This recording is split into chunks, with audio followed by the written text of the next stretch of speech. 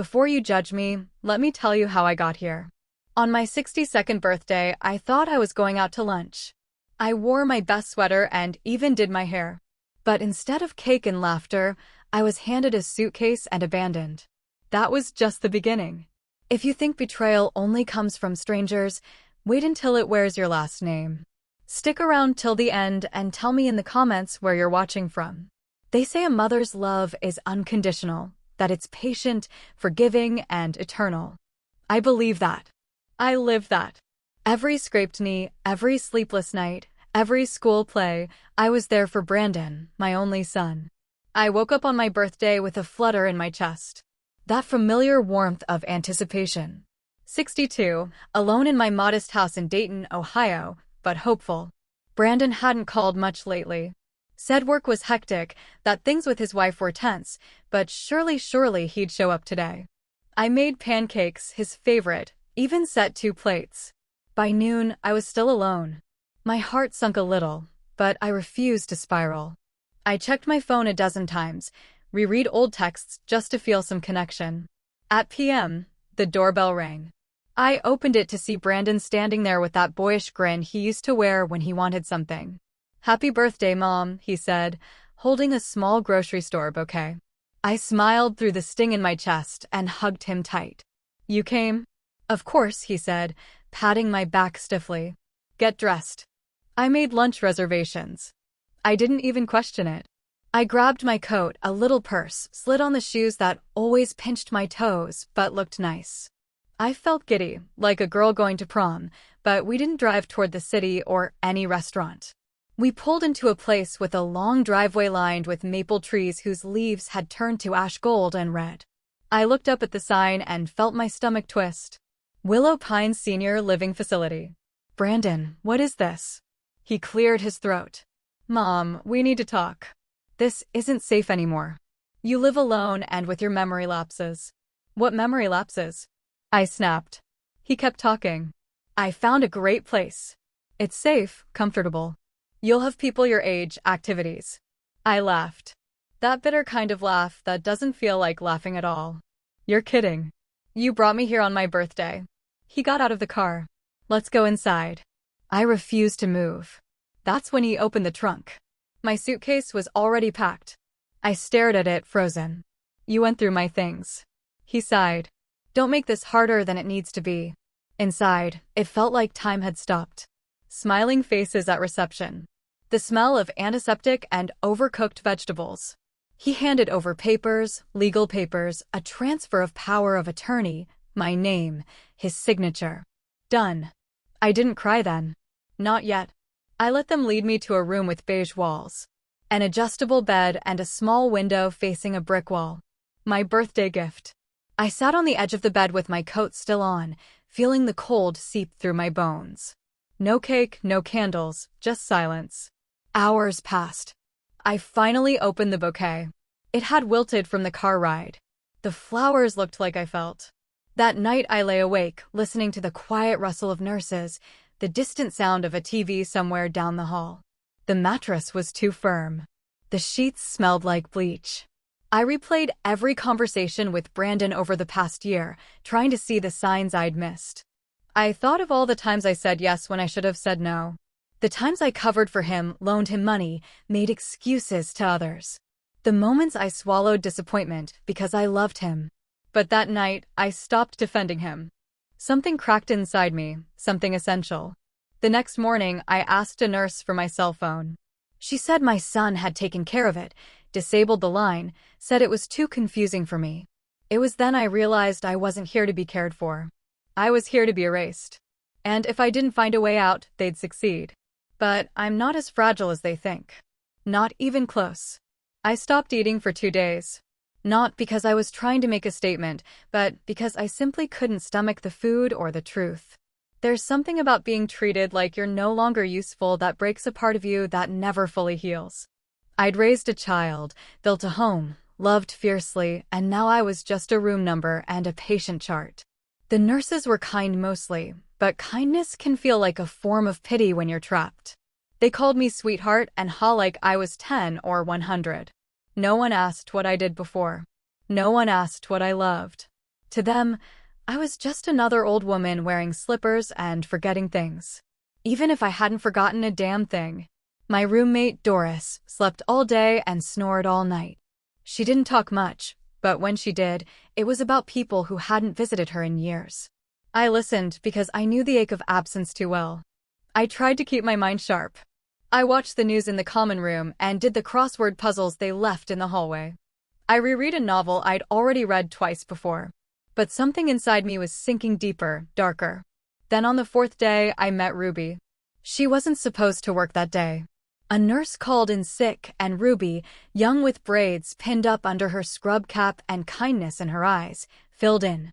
She was checking my vitals when she said, "You don't belong here." I looked at her startled. She smiled. "Don't get me wrong. A lot of folks need help, and that's okay, but you don't seem lost." I blinked away the sudden sting in my eyes.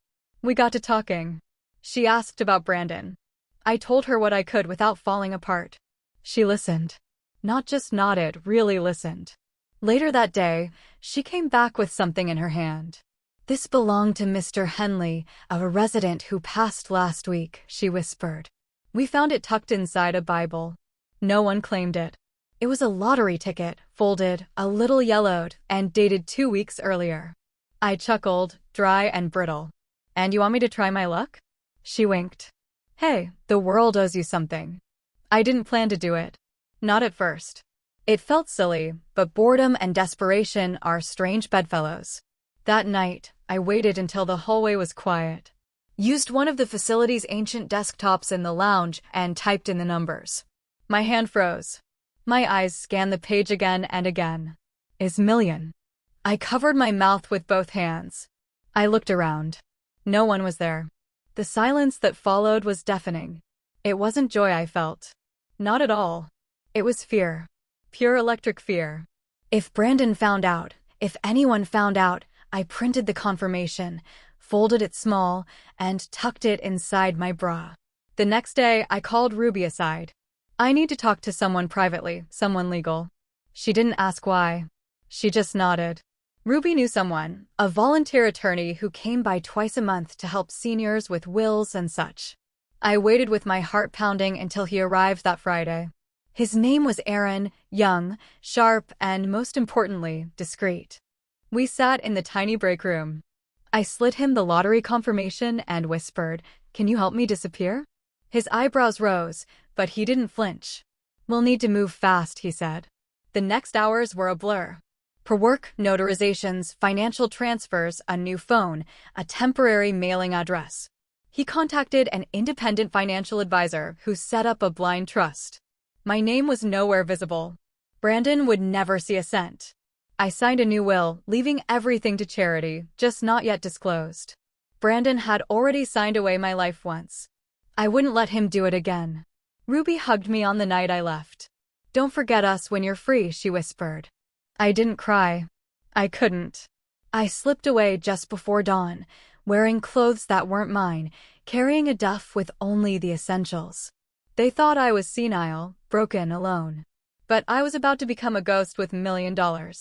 Let them look for me. They'd never see me coming. The bus ride out of Ohio was long, quiet, and cold. I sat near the back, hood up, sunglasses on, clutching that duffel like it held my soul. In many ways, it did. I didn't know exactly where I was going. All I knew was that I had to get far enough that no one could find me. Not Brandon, not his wife, not the lawyers he'd likely already called. Aaron had helped me purchase a modest house under a new trust name in rural Tennessee. Something off the grid, but livable. No cameras, no neighbors too close, just enough distance between me and the life I was leaving behind. When we crossed the Kentucky border, I exhaled for the first time in hours. Freedom had a taste, and it wasn't sweet. It was metallic, like blood and fear. The house was nothing fancy. A single-story brick structure with chipped paint and a crooked mailbox, but it had a working heater, clean water, and most importantly, silence. Not the kind you get in a nursing home, surrounded by people who've given up. This was the kind of silence that let you breathe. The next few days, I lived like a shadow. I cooked simple meals, walked to the mailbox, sat on the porch wrapped in an old quilt, watching the wind carry dead leaves across the yard. I checked the news obsessively, half expecting my name to appear in bold letters. Missing woman wins $1 million. Son claims mental instability. But there was nothing. Not yet. I kept the lottery ticket in a fireproof box under the floorboard in the hallway closet. Alongside it, the new will, a burner phone, and a note addressed to whomever finds this just in case. One morning, about a week after I left Willow Pines, the quiet shattered. A knock at the door. I froze. I hadn't told a soul where I was. I didn't even have a credit card linked to my name. My heart beat like a war drum in my chest. I tiptoed to the window and peeked. Just a delivery man. Groceries. Part of the arrangement Aaron had set up. Still, I couldn't shake the feeling. That afternoon, curiosity got the better of me. I created a fake Facebook profile and searched for Brandon. There he was, smiling in his profile picture like the world hadn't fallen apart. In his latest post, he wrote, "If anyone has seen my mother, Margaret Taylor, please contact me or the Dayton police. She's been missing for several days. We're worried about her safety." Beneath it, hundreds of comments poured in. Prayers, condolences, people praising Brandon for being such a good son. I laughed so hard I cried. Oh, they had no idea. None. But what truly broke me wasn't the post. It was the photo he used. It wasn't recent. It was from 5 years ago. One of the last birthdays we celebrated together. I had a sparkly party hat on and he had his arm around me. We looked happy. How easy it is to perform love in pictures. That night, I couldn't sleep. I sat in the living room staring at the fireplace. My thoughts went in circles, and the longer I sat with them, the darker they became. I remembered every time I'd given Brandon money, every loan, every lie. I remembered how he gaslit me subtly but enough. He'd say things like, "You told me that already," when I hadn't, or "You're forgetting more and more these days." I thought I was aging poorly. I thought it was my fault. It wasn't. He wanted me to doubt myself. So, when he took control of my life, I wouldn't resist. Well, I was done being controlled. The next morning, I called Aaron from a burner number. "I need you to update my will again," I said. He didn't ask why. "What changes?" "I want to make it very clear. Brandon Taylor receives absolutely nothing. Not a dollar, not a keepsake, not a memory. Done." He said, "You're safe now, Margaret." But I wasn't. Not yet, because deep down I knew something was coming, and I needed to be ready for it. It started with a letter, plain envelope, no return address, tucked in among utility bills and junk mail. I wouldn't have noticed it if not for the paper. Heavier than usual, expensive. My stomach turned the second I touched it. Inside was a single sheet, a photocopy, my signature, or what looked like it. Below it, 2 others, one from my late husband, Richard, and another from Brandon. It was a loan document dated 12 years ago, a Dubers personal loan taken out in both Richard's and my names. The bank's logo was real. So was the notary stamp, but I'd never signed that paper.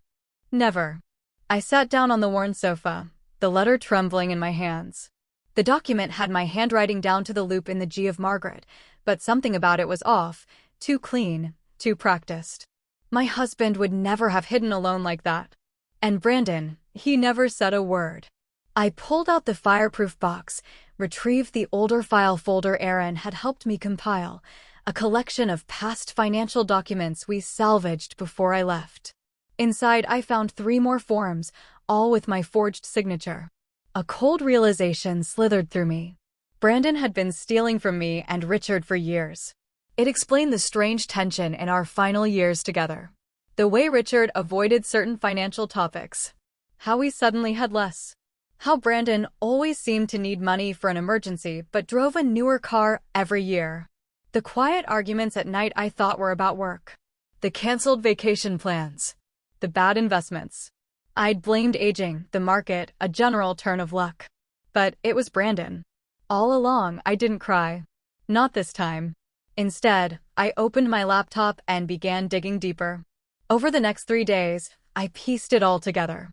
Brandon had falsified several loan documents using Richard's social security number and mine. The amounts varied. Music, though, others had been quietly rolled into debt collections. Richard must have covered most of it before he died, taking the shame with him. But one account, still active, showed a ballooning balance of overthaws, and it had defaulted under my name just 3 months before I was dropped at Willow Pines. I sat in the darkness of that little Tennessee living room. Screen glowing in front of me, hands clenched so tight my knuckles ached. This wasn't just betrayal. This was theft, fraud, criminal. I reached out to Aaron again. I have new information, I told him. Forged documents, loans. Brandon did it. I believe you, he said calmly. Do you want to press charges? Not yet. I wasn't ready. Not because I had doubts. No, those were gone. I wasn't ready because I wanted him to feel the fear first, the silence, the not knowing. I wanted him to wonder if I knew. Because the truth was, I wasn't hiding anymore. I was hunting. I began gathering every document I could. Every account tied to my name, every old email, every financial notice Brandon once sent on my behalf. I even contacted the old bank we used and requested records under a legal pretext Aaron helped me draft. Piece by piece, the puzzle formed, and what it revealed made my blood run cold. Brandon had taken out a high-interest loan against the small business I once co-founded with Richard back in the 80s, a catering venture we ran from our garage in those early years. He used that LLC, still technically active, to secure a doubler's line of credit. He signed it using Richard's name 2 years after Richard had died. That wasn't just a moral failing. That was federal fraud. I saved everything to an encrypted folder, backed it up, and printed a copy to store in the box beneath the floorboards. I wasn't sure how long I had because if Brandon was as desperate as I suspected, and if he had even the slightest clue that I had vanished with millions, he'd be coming for me soon. Have you ever looked at someone you loved your entire life and realized you never truly knew them? That's what it felt like. Scrolling through pages of documents that tied my son to a trail of deceit so long and tangled it made my stomach churn. The man I once rocked to sleep in my arms had grown into a stranger. And not just any stranger, a dangerous one. By now, I had confirmed everything. Brandon had forged my signature, lied to banks, manipulated my late husband into covering for him, and worst of all, he had done it all behind the mask of a devoted son. But the darkest truth came through a simple search buried in a public database. With a little help from Aaron's access, I found it. Brandon Taylor, currently under federal investigation for fraudulent tax filings, embezzlement, and identity misuse. Identity misuse. That one hit hardest. I clicked on the case file, trembling. The details were mostly redacted, but the accusations were clear. Brandon had been creating false identities, inflating incomes, falsifying deductions, and submitting returns to siphon money through refunds. Some of those identities were deceased, some were elderly, some were real people, including me. The IRS had flagged several returns filed in my name over the past 3 years. I had no idea. I stared at the screen, my mind in a spiral. Had he planned to take my money from the beginning? Was this the reason he was so quick to shove me into a facility and shut down my phone? It wasn't concern. It was containment. He wanted to keep me silent, disoriented, and out of the way. I pushed back from the desk, pacing the narrow living room, one hand on my chest to quiet the tremors. My own son had weaponized my identity, used my name as a tool for his schemes, and when the heat came down, he'd planned to put me away like a loose end in a messy story. Only now, I wasn't just a loose end. I was the one holding the thread. I didn't call the police. Not yet. Instead, I started documenting everything. Every lie, every loan, every forged line on a piece of paper. I printed them, filed them in manila folders, labeled them with dates. I began recording audio notes, not because I was scared of forgetting, but because I wanted my voice to be the last one in the room if anything happened to me. Then I made a choice. I mailed a copy of the entire file anonymously to the Department of Justice. Not to make a statement, not yet, but to plant a seed. They'd have the evidence. If something ever happened to me, they'd know where to look. Still, I couldn't stop the feeling that he knew. I started noticing cars parked longer than usual near the house. Once a man knocked on the door, claiming he was doing a survey of the neighborhood. I didn't open it, just watched from behind the curtain, phone in hand. Every knock, every ring made me jump. And still, I didn't run. Not this time. I made another call to Aaron. We need to finalize the trust. I told him the will, too. I want everything protected. He agreed. We set it all up in my new name with layers of legal insulation. If Brandon ever tried to claim a cent, he'd be bounced out of every court in the country. But as much as I tried to shield myself with paper and strategy, the emotional blow hit in the quietest moments. I'd sit at night and remember Brandon as a boy. His laugh, his scraped knees, the way he used to fall asleep on my chest. I'd remember the teenage years when things got harder, but I never gave up on him. The college calls, the sudden silences, the growing distance. How did I miss it? How long had he been slipping away while I kept holding on?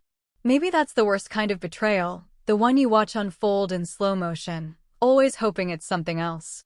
But now I knew, and I wasn't going to let him rewrite the end of my story, because for the first time in my life, I held the pen. The letter came in a plain white envelope, no return address. But the moment I saw the handwriting, I knew Brandon had always written in sharp, slanted strokes, as if even his pen couldn't wait to be done with whatever he was doing. Inside was a single sentence. I know what you did, and this isn't over. I read it twice, 3 times. Then I laughed, not out of amusement, but because it was the exact kind of arrogance I expected from him. No, I miss you. No, where are you? Just a warning or a threat? I folded the letter neatly and slid it into my growing folder of evidence. By now, I'd been gone almost 3 weeks. Brandon had launched what looked like a public campaign of concern, begging for information, giving interviews to local news stations, playing the role of the heartbroken son, searching for his confused and vulnerable mother. It would have been comical if it weren't so chilling. And then, just as I feared, he made his move. A letter arrived from the county courthouse in Dayton, official, certified. I signed for it with trembling hands and sat down to open it at the kitchen table. He had filed a petition to have me declared mentally incapacitated. I couldn't breathe. The document included statements from 2 people claiming I'd shown erratic and confused behavior over the past year. One was a former neighbor, the other his old college friend, someone I barely knew. Brandon's lawyer had submitted audio clips too. Snippets of old voicemails I'd left when I was distressed, lonely, or simply venting. Chopped and edited. They made me sound unwell, unstable. He even attached a letter from a psychiatrist, one I'd never met, claiming concern over my disappearing and paranoid behavior. They wanted the court to freeze my accounts, to seize control of the trust, to drag me back. I felt like the air had been punched from my lungs. Aaron came that same night. He read everything, his expression unreadable. "We've got work to do," he finally said. "But Margaret, you need to be calm. You need to stay sharp. They're counting on panic." I nodded, too numb to cry. The next few days moved like a storm. Aaron contacted an experienced litigator to help us prepare. We gathered documents, video calls, financial logs, even a data journal to prove I had been of sound mind every day since I left. We scheduled an independent psychiatric evaluation. The doctor, a kind woman named Dr. Levine, came to the house and spent 3 hours with me. She asked about my childhood, my late husband, Brandon. I told her everything. She didn't pity me. She listened. She asked real questions. And when she left, she touched my hand and said, "You're the most lucid person I've seen this week." It felt like the first breath I'd taken in days. Still, the pressure mounted. News of the hearing leaked. The internet, which had briefly sympathized with Brandon's missing mother saga, began to shift. Questions arose. Why hadn't I contacted anyone? Was I unstable? Was someone else pulling the strings? The media loves a mystery, and Brandon knew how to feed them one. But I wasn't afraid anymore because now I had more than just proof. I had purpose. In the quiet of my small home, I began preparing a video statement. I didn't publish it yet, but I wanted to be ready just in case they silenced me. I looked into the camera and said, "My name is Margaret Taylor. I am of sound mind, and I was betrayed by the person I trusted most." I didn't cry. I didn't scream. I just told the truth because I knew what was coming. And this time, I wouldn't be the one on trial. The courthouse in Dayton hadn't changed since the last time I'd passed through it years ago, when I paid a parking ticket and sat in a room full of people hoping to forget their mistakes. Back then I was a wife, a mother, someone who believed in giving people second chances. Now I was the accused. Aaron had advised me to dress simple but strong. Something that said, "I'm not here to beg. I'm here to be heard." I wore a navy blue coat with silver buttons, my husband's old watch, and a pair of sensible heels that clicked defiantly with each step through the courthouse halls. Brandon was already seated at the front of the courtroom when I arrived. He stood as I entered like a perfect performance. A mask of concern draped over his face. He even offered a smile, the kind that strangers would interpret as warmth, but I saw it for what it was. He was here to bury me. The judge, an older man with tired eyes, introduced the case in the matter of Margaret Taylor's mental competency. The words hung in the air like smoke. Brandon's attorney went first. A tall man with a polished voice and too much confidence. He laid it out like a script. Margaret had gone missing. Margaret was behaving erratically. Margaret was possibly being manipulated. Margaret was a danger to herself and her finances. He introduced the psychiatrist's letter, the one from the doctor I'd never met, and presented those audio clips of me, edited and spliced like a horror reel. I listened to myself sound scattered, desperate, even unstable, taken completely out of context. I saw the judge's eyebrows rise, my hands clenched around the armrest. Then Brandon spoke. "Your Honor," he said, voice trembling just the right amount. "I love my mother. I really do. This is the hardest thing I've ever done. But I believe she's being taken advantage of. She's not herself. She's lost." That's when I stood. "My turn, Your Honor." The judge nodded. I walked slowly to the stand, pausing just enough to let the weight of my presence settle. Then I spoke. "My name is Margaret Taylor. I am 62 years old. I am not mentally impaired. I am not lost, and I am not anyone's victim." I opened my folder methodically, carefully, and handed a copy of Dr. Levine's full psychiatric report to the judge, signed, dated, and certified. The verdict: completely sound mind, no indicators of cognitive decline, emotionally stable. I watched the attorney's shoulders tense. Brandon's face twitched. Then I continued. "I have here," I said, lifting a second folder, a log of every phone call I made the week before I left. Receipts for the transfer of funds to a legal trust, medical records, clean, and a signed affidavit from the attorney who helped me exit the facility, stating I was lucid, logical, and in full control of my decisions. I paused, and I also have something else. But I won't be presenting that today. Not unless I need to. I didn't show the file, the one with every fraudulent signature, every stolen loan, every manipulated tax document Brandon ever touched. That was my ace. Instead, I turned to the judge. He put me in a facility without my consent. Took my phone, took my freedom, and now he wants to take what little I have left. My voice, my independence, my dignity. Don't let him. The courtroom was still. Aaron sat beside me, silent, but steady. His eyes met mine, proud, but not surprised. The judge leaned back, thumb tapping the file. "I need time to review all documents and the medical evaluation. The court will reconvene in 2 weeks. 2 weeks. Brandon turned toward me as the session ended. He tried to catch my eye, but I didn't give him the satisfaction.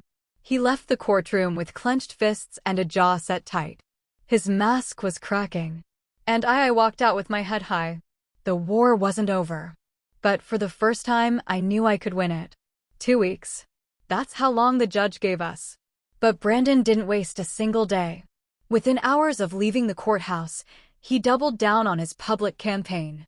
The local news ran a new segment. Missing mother reappears in court. Son fears exploitation. Brandon spoke directly to the camera, eyes moist, voice shaking just enough. "I just want to make sure my mother is safe." He said she's been through a lot. She's not thinking clearly, and I'm afraid there are people around her with bad intentions. I watched the broadcast from my living room, arms folded, jaw tight. There were no bad people around me. Just me. Just Margaret Taylor. The woman who raised him, who sacrificed, who forgave more than any mother should. And he had the audacity to paint me as a puppet. That was the moment I knew. The silent war I had declared in my heart was no longer enough. I needed to act. I called Aaron and asked him to come by. When he arrived, I handed him the sealed envelope with every document I had collected. The fraudulent loans, the forged signatures, the tax returns Brandon had filed under my name. Send it, I said. Not to the court, to the Department of Justice anonymously. He opened the envelope, flipped through the pages, and nodded. This will get their attention. I'm counting on it. But I wasn't done. That night, using one of my new aliases and a fresh online account, I made a sizable donation, $5 million to a national nonprofit organization that protects elderly individuals from financial abuse. No name attached, just the transfer. Within a week, they launched a campaign using my case as a symbol. They didn't name me, but the timing was too perfect. People started whispering, sharing, questioning, how does a mother vanish, then reappear with money, but her own son tries to lock her away? Comments flooded social media. Something's off with the son. Let her speak. Why hasn't anyone asked her side? I don't trust him. Brandon's carefully constructed image began to wobble. Then a break I hadn't expected. A journalist from a major newspaper reached out to Aaron. She wanted to hear my side of the story. She promised discretion. No names, no photos, just truth. I agreed. We met at a quiet cafe 2 towns over. I wore sunglasses and a hat. We sat in the corner booth. She hit record and let me talk. I told her about the facility, about being dropped there without warning, about Brandon taking my phone, my accounts, my dignity. I didn't mention the lottery. Not yet. When she asked about the court case, I simply said, he's trying to take control of my life. Again, the story ran 2 days later. Mother or millionaire? The silencing of Margaret T. It didn't take long for the dots to connect. People online began speculating. Was the missing mother actually the anonymous donor? Was this why her son wanted her declared incompetent? More whispers, more doubts. And still, I remained quiet. Because Brandon's downfall wouldn't come from an accusation. It would come from a reckoning. 2 days before the court reconvened, Aaron received a call. It was from the Department of Justice. They had received our anonymous file and they were opening a case. Brandon didn't know it yet, but while he was building a castle of lies in courtrooms and cameras, I was setting fire to the foundation and the flames were getting higher. The second hearing felt colder, not because of the weather, though the Tennessee wind had turned cruel that week, but because something had shifted in the air around us. Brandon walked into the courtroom looking less confident this time. His shoulders weren't quite as high. His lawyer whispered urgently as they took their seats. They'd seen the article. They'd seen the shift online. They were feeling the cracks. I sat calmly, my folder of documents neatly tucked into my lap. I wasn't afraid anymore. I was angry. Not the kind of anger that lashes out, but the kind that sharpens into precision. This time, we went first. Aaron opened with a statement that silenced the courtroom. Your Honor, he began. Since the last hearing, we've completed a full independent psychiatric evaluation, submitted detailed financial logs proving Mrs. Taylor's independence and coherence, and have discovered through legitimate public records that the petitioner, Mr. Brandon Taylor, is currently under federal investigation for multiple financial crimes, including identity misuse and tax fraud. He handed the judge a copy of the public case docket. Brandon's attorney stood up immediately protesting. That investigation has no bearing on. The judge held up a hand. Sit down. The courtroom held its breath. Then came the real blow. Dr. Levine, my independent evaluator, took the stand. Calm, intelligent, direct. She confirmed that I was not only mentally competent, but emotionally sound, and fully aware of my decisions, including my choice to leave the nursing home. She's not only clear, Dr. Levine said, she's deliberate, thoughtful. There is no medical basis for any declaration of incompetence. I looked at Brandon then. His hands were gripping the table so tightly his knuckles were white. His mask, that carefully constructed facade of concern, was unraveling by the second. Aaron then presented our final piece of evidence, a timeline. It showed exactly when Brandon attempted to seize control of my accounts and how that perfectly coincided with large withdrawals he made from his own failing business. Coincidence? Hardly. The judge reviewed everything in silence. Brandon was offered the opportunity to respond. He stood, his voice cracked. My mother is sick. She's clearly being manipulated by someone. She wouldn't act like this unless she was confused or unstable. This isn't her. I stood then and I faced him directly. I am her, I said. Everyone went still. I am the woman who stayed up with you when you had the flu at age 6. Who gave up vacations, who pawned jewelry to pay for your college classes, who cooked your favorite meal even when I couldn't afford groceries for myself. I am her, and you left me in a facility like I was nothing. I turned to the judge. And now, Your Honor, I ask you to let me prove that I am not nothing. The judge leaned forward, steepled his fingers, and spoke slowly.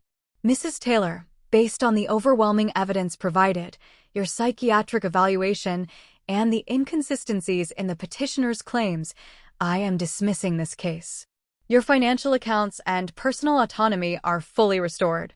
This court recognizes you as competent and independent. I didn't cry, but my hands trembled slightly as I picked up my papers and walked out of the courtroom. Brandon didn't say a word as I passed. His eyes were wild. Not with anger, with fear. He knew it was over. At least this part.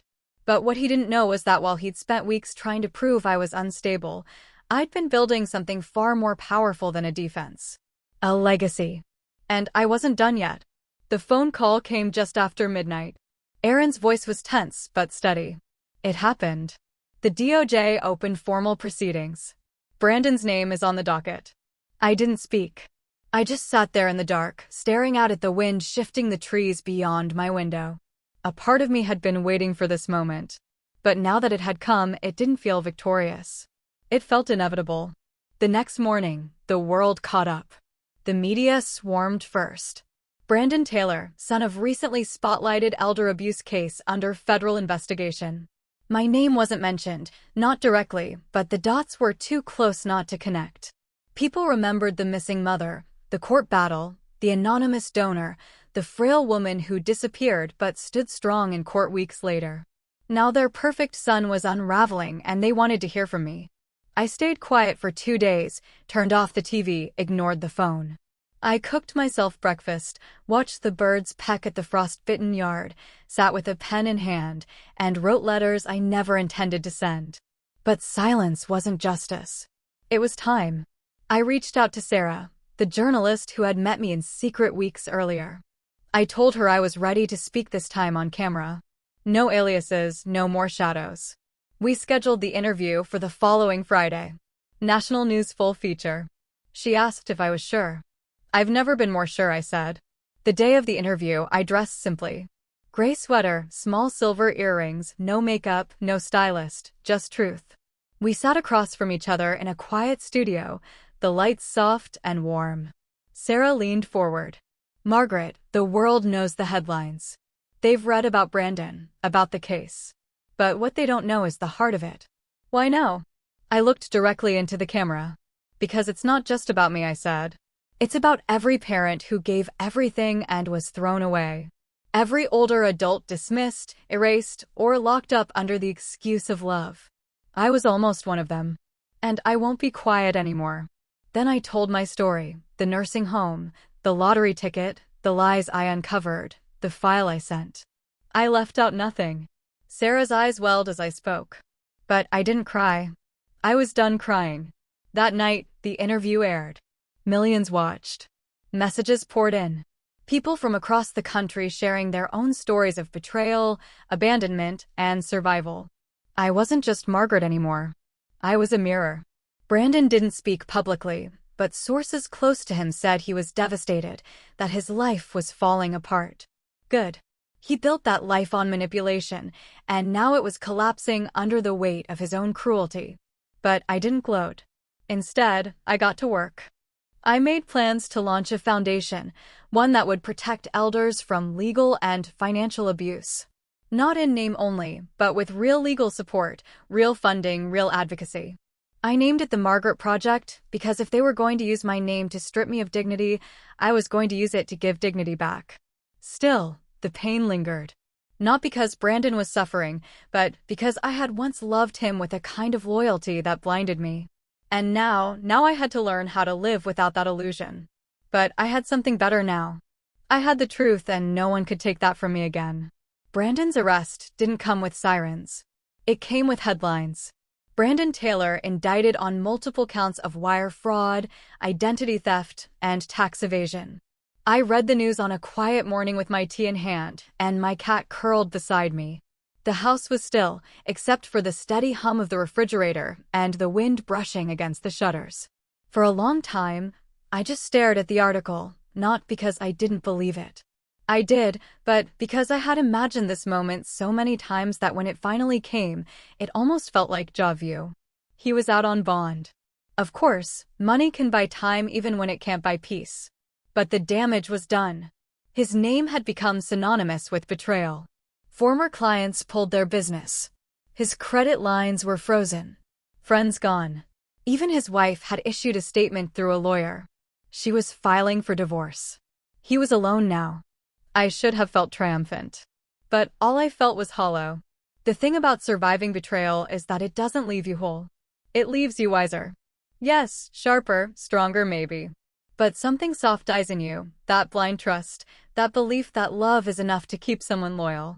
I didn't grieve that softness. I buried it. It was a chilly Saturday when I walked into the town center for the first time since the interview aired. People recognized me. They didn't whisper. They didn't stare. They smiled. One woman, maybe in her 40s, touched my arm and said, "You gave my mom courage to leave a bad situation." A young man behind the pharmacy counter slipped a note into my prescription bag. "My grandma says, thank you." I didn't seek this attention, but it came gently, like sunlight through heavy clouds. Aaron stopped by that afternoon. They offered him a deal. He said, 10 years if he pleads guilty. If not, it goes to trial, and I asked, still pretending it's all some misunderstanding. He thinks he can outsmart the system. I shook my head. He's been pretending his whole life. Aaron hesitated. He still hasn't tried to contact you? I met his eyes, not directly, but I had received something. A letter, unmarked envelope, slid under my front door one evening while I was in the kitchen. Inside, a photograph. It was from my 60th birthday. Me in a yellow sweater laughing with cake on my face. Brandon beside me holding the knife, laughing too. On the back, just one sentence in his handwriting. "You always believed in me." I'm sorry that wasn't enough. I sat with that photo for hours. Not crying, not raging, just remembering. Remembering the boy who asked for one more bedtime story. The teenager who drove my car into a mailbox and cried when I didn't yell. The man who hugged me tighter than usual the day his father died. They were all parts of him, and I loved them. But love, true love, demands truth. And Brandon chose lies. That night, I burned the photo in the fireplace. Not out of hate, out of release. I watched the flames curl around the paper, blacken the edges, erase the smile. I didn't need a picture to remember. I needed peace. And I was almost there. The morning I returned to Willow Pines. The sky was pale gray, the kind that softens the world without hiding it. I stood outside the facility for a long moment, staring at the very place where I'd been left like luggage. The parking lot was quiet. The trees were bare, but something had changed. The front doors opened and Ruby stepped out before I could knock. She gasped when she saw me. "Oh my God, Margaret." I smiled. "It's me." We hugged, not politely, not briefly, but like two people who had both survived something. Her arms were warm, and I realized how long it had been since I'd felt safe in someone's embrace. Inside, the place looked different. The floors were freshly waxed. The lights were brighter. The common room had new books, a better television, and real coffee brewing in the corner. "I heard what you did," Ruby said, leading me to a quiet bench in the hallway. "The donations, the interviews. Margaret, you changed everything." "No," I said. "I just stopped letting people decide who I was." We walked the halls together. I visited Doris's old room. It was now a reading lounge. The staff looked up, some smiling, some stunned. A few residents recognized me. I nodded to each of them. They weren't invisible anymore, and neither was I. That afternoon, I gave a speech in the new activities room. There were folding chairs set up, and the staff had made cookies. Ruby introduced me like I was someone famous, but I shook my head. "I'm not here because I'm rich," I began.